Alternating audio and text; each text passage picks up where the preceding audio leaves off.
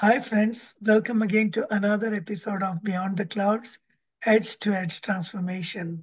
And talking about the edge, connectivity has become a necessity. Remember the good old days when we had 300 baud modems, only 300 bytes per second? And now even a few gig is not enough. Here we have today with us Anik Bose, who was there from the layer 3 days of communications with 3Com and many other stepping stones before and after that. Anik, tell us your story. How did you become the Anik Bose we know today? Thanks a lot, Shankar, for having me here today. So let me talk about the good fortune I've had to play a small role in 4 waves of technology innovation in the Valley. So the first one was basically the birth of PCs. My career in tech began at Cyprus Semiconductor in the late 80s. They pioneered CMOS technology, building high-performance, low-power chips for PCs and servers. And the company is founded by TJ Rogers and was backed by Kleiner Perkins and had a successful IPO. As an entry-level person with an MBA degree, I really learned firsthand about managing an MBO-driven early-stage post-IPO company. It was this boot camp, a lot of kind of hours, but you learned a lot. And as a person who loved to learn new things, it was great. We did things ranging from looking at how we communicate to Wall Street all the way to making strategic technology investments. I remember making one of the first investments we made in gallium arsenide was in a company called Vitesse at the time when the company's fab yields were 11%. TJ was a believer in innovation and he saw where that could go. The build out of the internet infrastructure, as you mentioned, Shankar, was an interesting place. And I had the good fortune to work at 3Com in the late 90s. As you know, 3Com was a pioneer inventing Ethernet and also the PalmPilot, the first smartphone. I was involved in basically running their venture team, running M&A and running strategy for the company. And what was an interesting project that I got involved in when I was there was really forming and managing a joint venture called H3C, which is the first joint venture of its kind in China with Huawei as a partner. Pretty much ended up spending a lot of time in China, growing this. We grew it to about $750 million in revenues within 5 years from inception. And it was probably the steepest learning curve of my career. Different cultures, a different language, starting from scratch, navigating US public company, Chinese private company. But it was a lot of fun. It was tense, intense, but it was a lot of fun kind of getting to that kind of success. And I made friends with people who probably will be friends for life, with people who were part of that joint venture, who built a great company alongside with me. And then as I get closer to kind of where we are today with the fourth major kind of wave of enterprise innovation, what we are calling the mainstream of AI. And we've all been reading the hype about AI. I think there's tremendous promise in AI, but there's also risks. Today, I'm actually an early stage VC with BGV, which was co-founded with my partner, Eric Benhamou, who used to be the CEO of 3Com. That's where I met him. And what we do is we invest in AI startups sourced from innovation hubs in France, India, and Israel, and we bridge them to Silicon Valley and help build global companies. And what's been interesting about this is the team is comprised of immigrant entrepreneurs who built technology companies and have turned investors. And what's interesting about that is to see entrepreneurs coming from different parts of the world, talent coming from different parts of the world is really, really important. And I really believe that sometimes in Silicon Valley, we lose sight and we think it's about tech. It's not about tech, it's about people. Because behind every tech is a person, a visionary entrepreneur who invented the technology, and the company builders who made it all possible to scale it and bring it to the mass market. People is a very important part of the equation, and I'm fortunate to be an early stage VC firm working with entrepreneurs and learning from them and helping them in some small way building companies. The last thing I want to kind of share also that's relevant for the intense polarization we see today, Shankar, in the world of AI. I'm sure you've heard a lot about AI is going to save the world or AI is going to create a massive extinction event. It's kind of really interesting. I personally believe that AI can transform human productivity in very positive, tangible ways, especially in use cases where AI is used to augment human beings. We're already seeing that with things like Copilot for coding with GitHub Copilot, where people can write quality code in a shorter time frame. Obviously, they have to do debugging and testing and all that good stuff, but they can get there a lot faster. We're seeing that happening with customer service. I'm a firm believer that AI has great potential, but to realize what can be done with AI, there are certain guardrails that need to be placed to mitigate risks. These are around AI governance, around bias, around data privacy, and around AI security, which is showing up now, especially with Gen AI. There's risks around prompt injection, data poisoning, potentially even data breaches. To make a small contribution toward this, I was actually instrumental in 2020 in September. We put together a small group of about 20 people, mostly entrepreneurs, some big tech execs, some investors, and along with Silicon Valley Bank. We had an open conversation around the state of AI. And at that point, what was interesting is a few conclusions came out of that event after a few good glasses of wine and a nice dinner. One was the fact that AI was like the Wild West. The EU Act regulation was still way out there, and there was no regulation in the US. The second was the fact that the awareness around enterprises, around the risks that I mentioned around AI governance, data privacy, or security were very, very low. The third part of it was the fact that the big tech companies had their own agenda around AI and what they want to do or not do. So we couldn't really look to big tech to set the right example. And then, startups who we were investing in were kind of floundering because they didn't have the resources to basically hire a responsible AI VP or a chief ethics VP to kind of guide how they were developing their products. These were all AI first companies.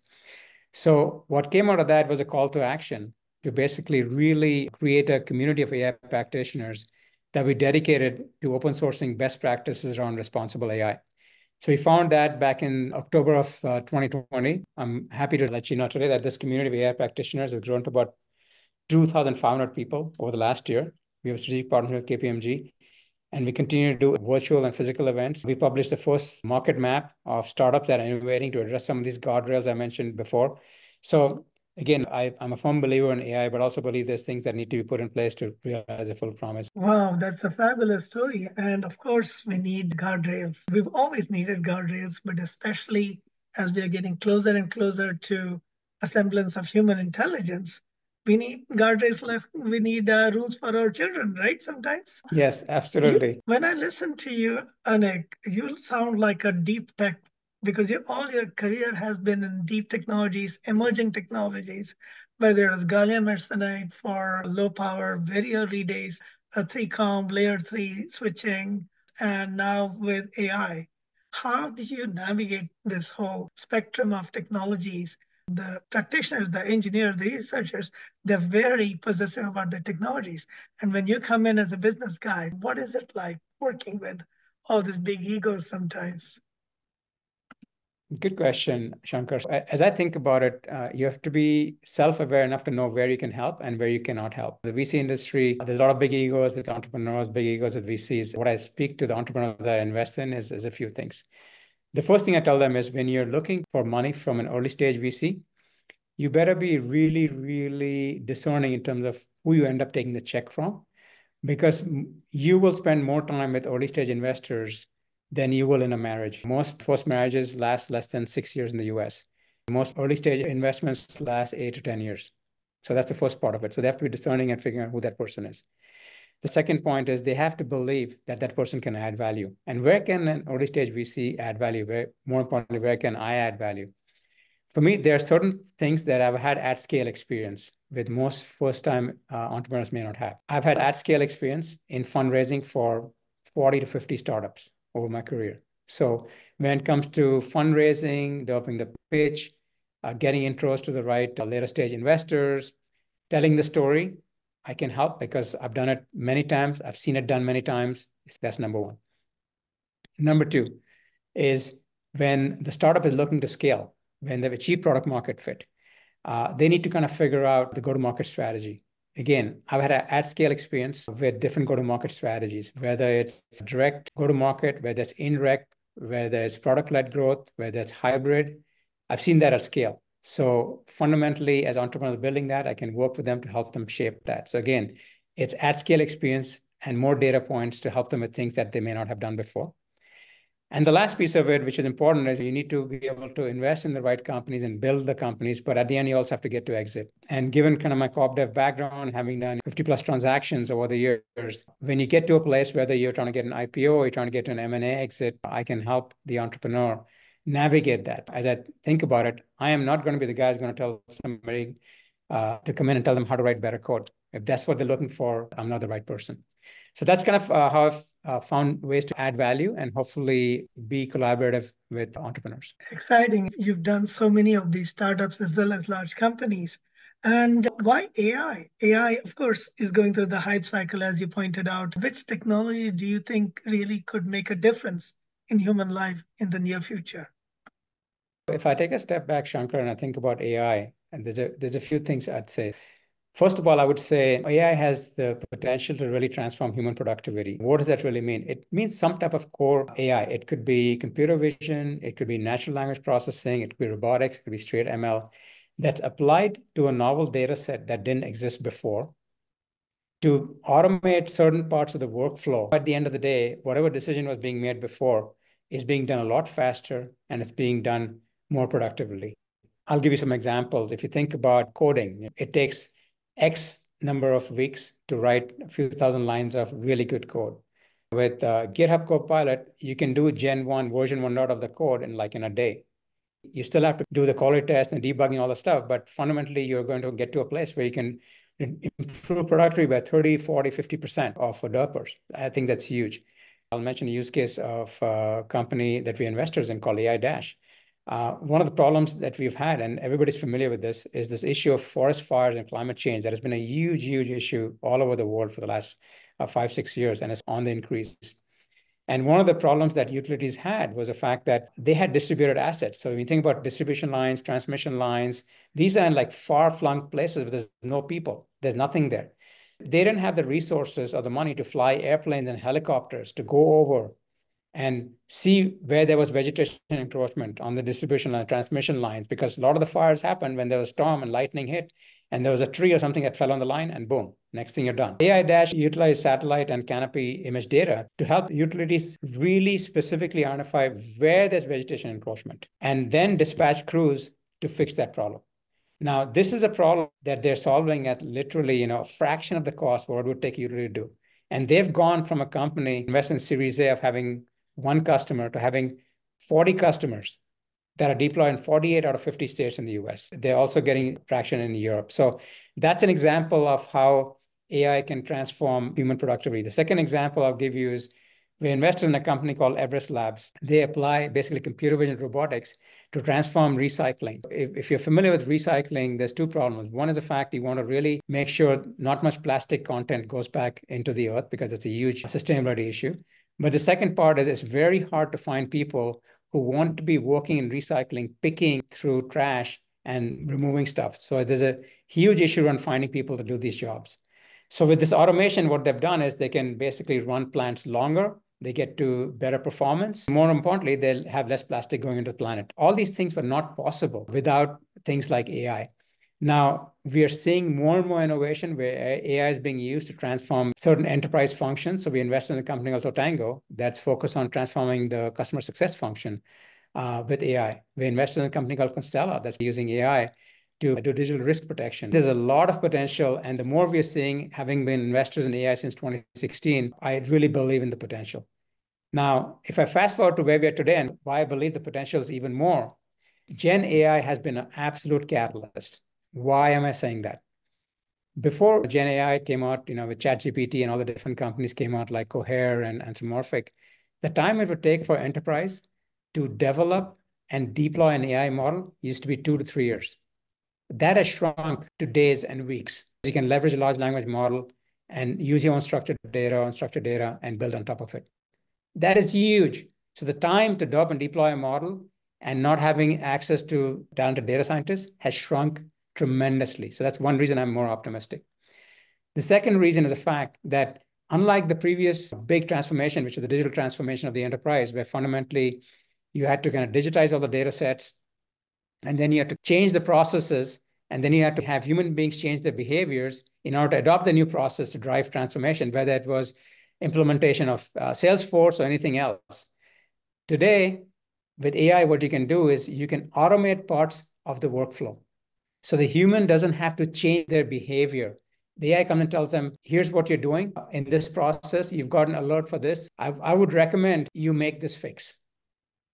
The human can choose to do it or not choose to do it. But that automation of that workflow improves their productivity. If you're a customer service call center agent, the human can say, when you're on the call, we've had 5 different issues about similar issues related to the problem you're handling right now. This is what we've recommended before. So the time they have to spend to research, to figure out what the issue is, what was done before, shrinks dramatically. That workflow automation, where machine plus human is far superior than just machine or man alone, I think is the second part of the reason why I believe that AI is going to be huge.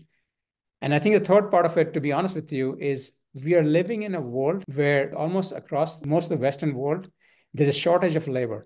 And if you look at it, one of the biggest rate limiting factors of GDP growth is not having enough population working employees. Whether you look at China, that's an issue. You look at Germany, that's an issue. You look at Japan, it's an issue. It's all over the world. And I believe that AI is one way where we can do more with less and get better productivity. Those are the reasons why I believe that AI can be a game changer. Indeed. And you've worked with companies literally around the globe now, with companies in China and in Israel. Is Silicon Valley going global? You yourself have started investing around the world. Do you think there'll be many more little islands where people will actually do new technologies, new ways of solving problems? Yeah, absolutely, Shankar. And I'll tell you why, because I believe there's a few things that are happening. Number one, there's emergence of digital innovation hubs. Israel is a startup nation. You see it in France, you're seeing it in India, you're seeing it in different parts of the world, Korea, Japan. But what's really important is you're seeing all these great companies, innovation hubs emerging and talent emerging. But to build these global companies, you still have to have the fusion with the Silicon Valley ecosystem. Because if you look at the VC ecosystem, it's not very well developed in these parts of the world. Most companies, for them, the US is a big market. The acquirers are here, the go-to-market partners are here, going IPO is here. So fundamentally, being able to connect the dots of bringing digital innovation from these hubs and building global companies where they can actually go after the US market, establish US headquarters, hire, go to market, all those good things is important. In the old days, I'd say even 25 years ago, when you first did a startup, you were focused on the local market. But today, startups can be global from day one. And the one thing that COVID did, it basically transformed people's thinking on what it means to be remote and what it means to be global and what it means to go after different markets. So I believe that this is a big change. I remember in the early 2000s when I was running CVC at 3Com, we talked to VCs, they would say, I only invest in companies within a 4-mile driving radius of my office. That has changed. Today, VCs are looking for the best ideas because global optima is better than local optima. If you're investing in the best AI-powered cyber intelligence company, it may be in the US, it may be in Israel, it may be coming from India. You want to invest in the best one. You don't want to invest in the one that's next door to your house because you happen to be living there. They may not be the best one. And speaking of living there, you and I almost grew up in Silicon Valley, and here I am in Carmel, and you're in Shasta. What made you move to these amazing locations? With the distance, how are you able to manage working with startup companies in various parts of the world, including in Silicon Valley, San Francisco Bay? Shankar, for me, it's a hard lesson. I learned this lesson in my late 30s. I was at a point in my life I had a lot of professional success, but it was hollow. On the surface, you could look and say, boy, that guy is very successful. He's making a lot of money. He's in senior positions. He's been successful. But I believe it's all about balance. It's about inner growth and outer growth. It's not just one at the cost of the other. And it's not just about professional success. It's equally important about growing and evolving as an individual. For me, the path that I had to take, and a different path for different people, was moving to Mount Shasta. Silicon Valley for me was such a dog-eat-dog world that was very hard for me living there to not try to keep up with the Joneses. And for me to transplant myself and take myself out of Silicon Valley was great. When I moved to Mount Shasta, nobody knew who I was. Nobody knew 3Com. Nobody knew Silicon Valley. I was just this guy. It was great to be just taken out of my comfort zone completely, for me to really refocus who I was, relearn who I was, and find that balance so I could actually re-enter through my role as a VC, but come at it from a different way. And why is that important?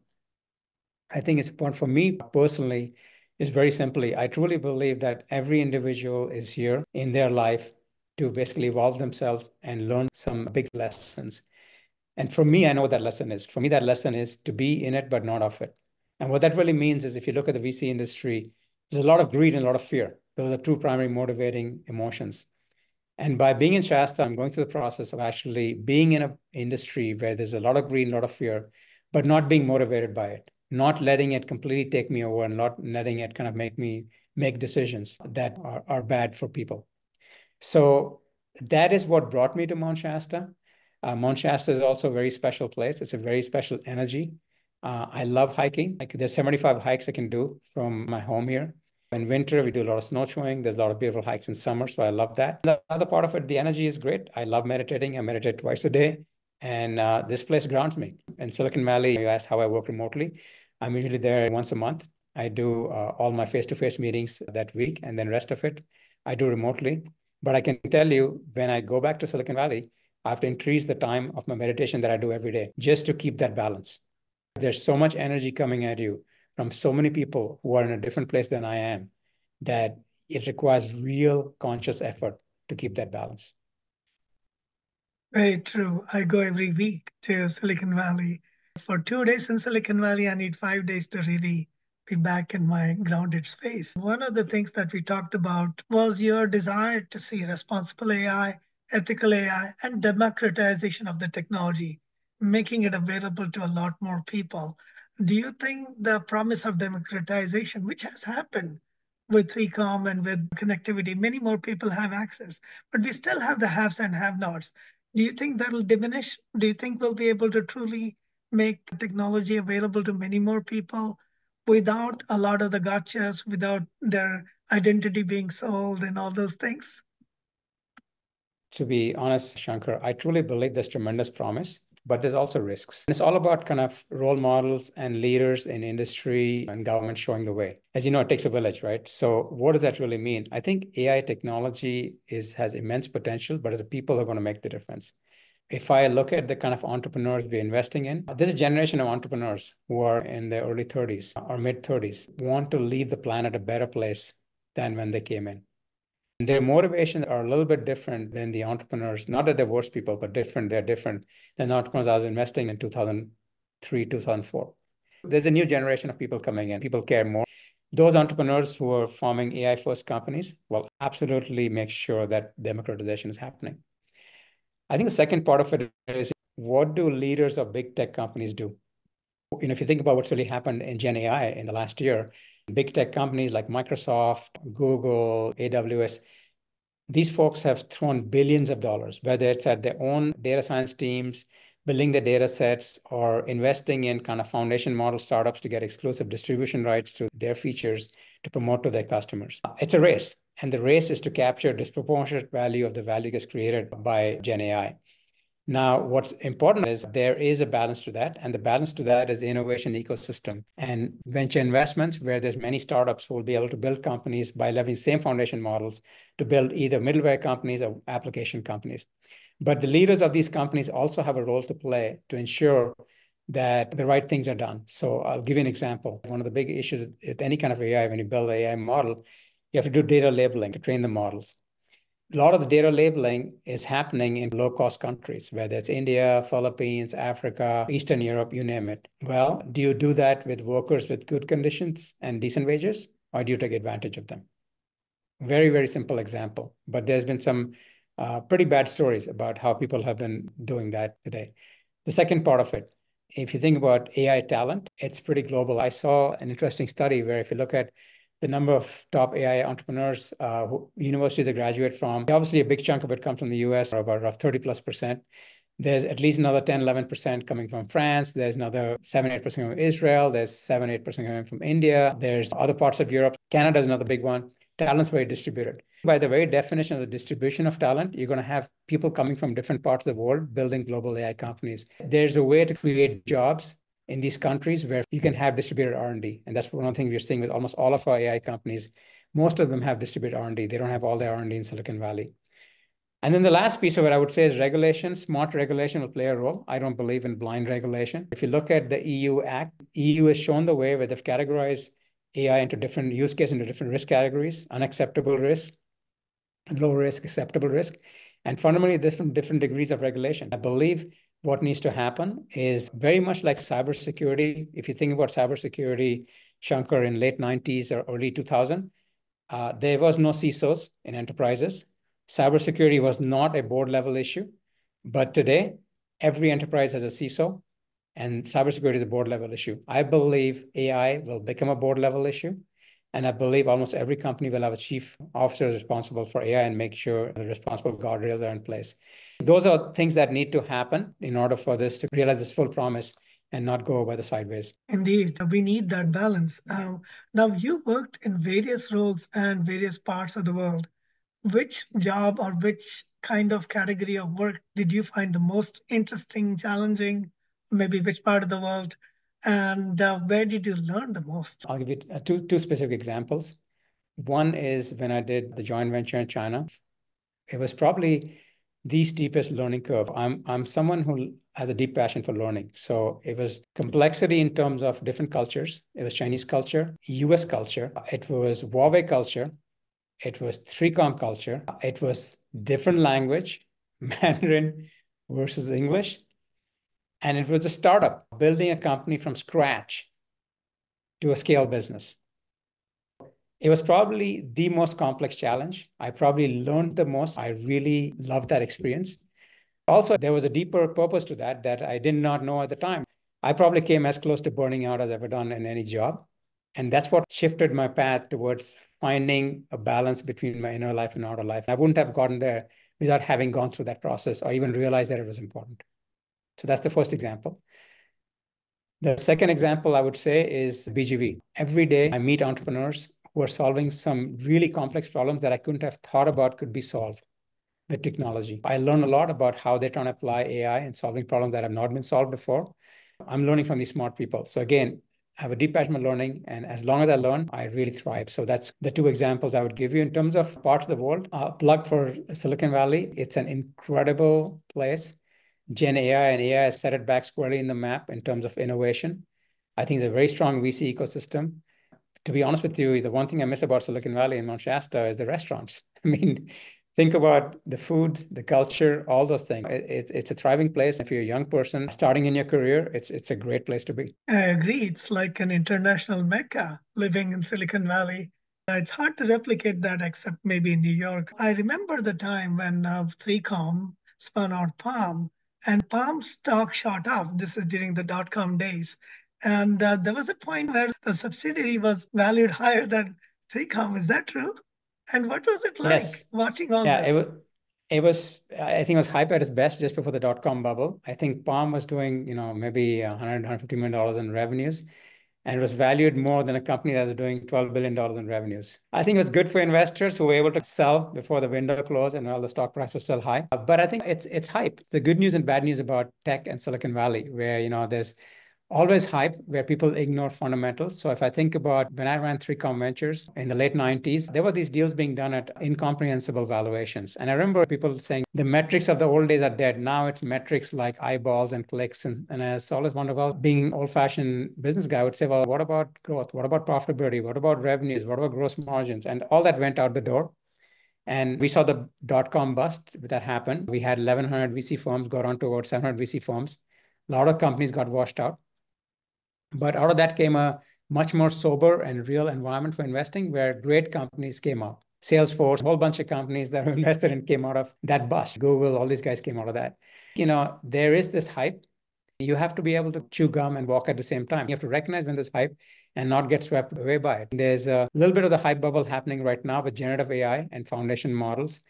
I know there's foundation model companies with a few million revenues being valued at multi-billion dollars. But sooner or later, people will want to see revenues, they'll want to see margins, they'll want to see growth to grow into those valuations. Right now, there's a gold rush there. If you say Gen AI, people are running in and throwing money at it.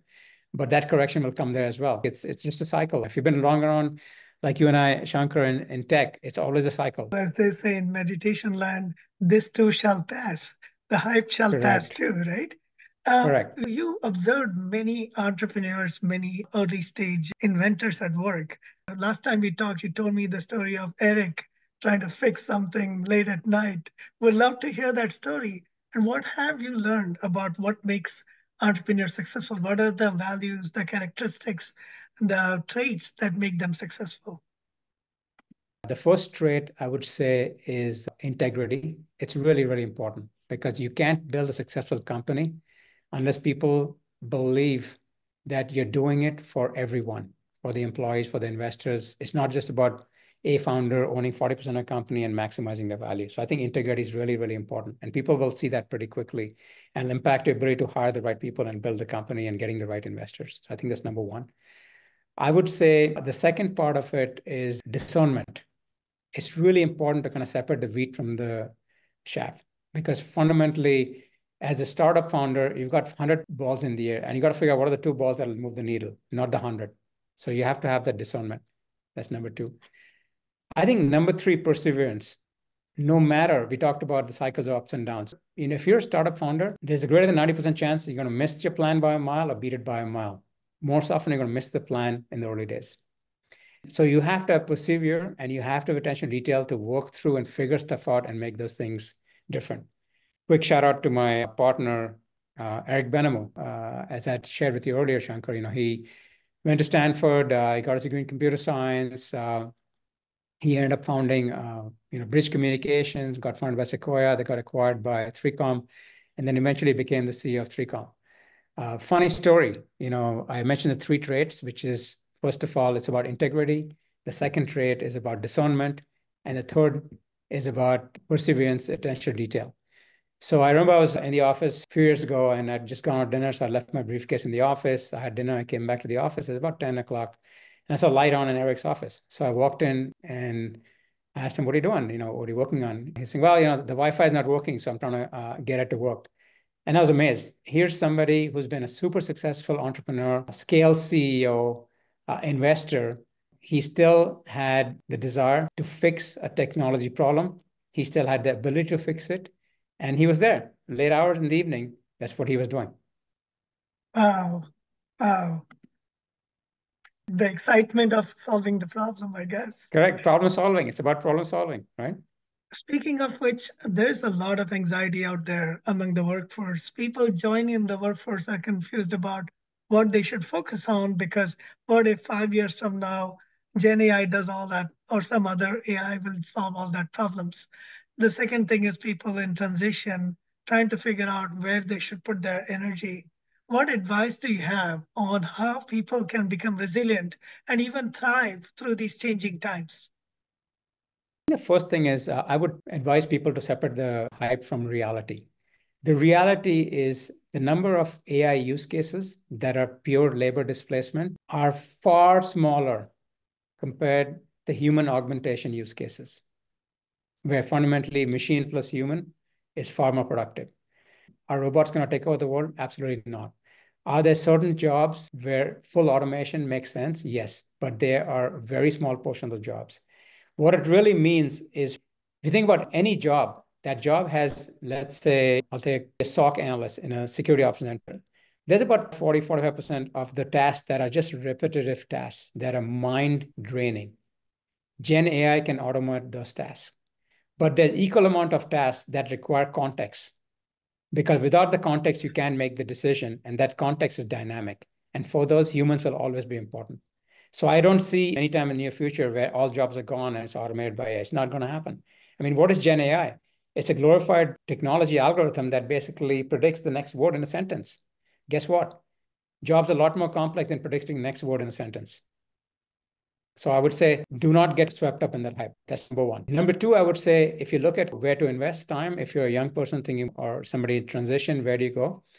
I think prompt engineering is a very important role, because what's going to happen is, with Gen AI and natural language interfaces, anyone can write a program. Anyone can create a chatbot. But guess what? You have to know how to do prompt engineering. You have to know how to write prompts in such a way that you create a really productive chatbot, a really productive copilot, really productive agent. So that's an area where fundamentally believe a lot of business users need to go. I also believe a lot of IT folks need to go there. That's a skill set that's going to be of high value as more and more of these foundation models are leveraged to build small language models using structured and unstructured data from companies' proprietary data sets that then can be used to kind of enable this human augmentation productivity. So I would say computer science is one. And the second part of it is, for people to transition, this is the place to go. So, Anik, with all the advent of LLMs, and you correctly pointed out the risks of security, privacy, and also needing the latency, really quick response in some cases, do you think AI is going to move from the cloud towards the edge? And if so, what kind of use cases and what kind of form is it likely to take? Good question, Shankar. When I think about edge AI, there's a lot of applications that you need to respond immediately and make a decision. So you cannot handle latency of sending the data back to a data center. You drive a car. Today, almost all cars have some kind of assisted AI, right? So if that data needs to be sent back to a data center before you get a prompt that's saying the car next to you is too close in your lane, guess what? Didn't work.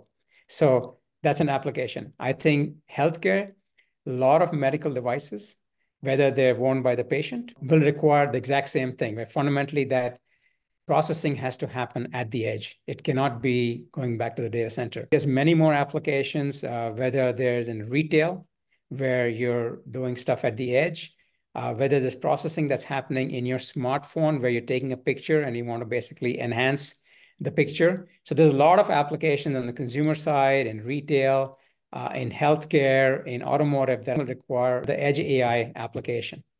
And what's important about that is, when you think about data centers, there's going to be a shift towards smaller data centers closer to the edge where things can be done in a much more latency sensitive way.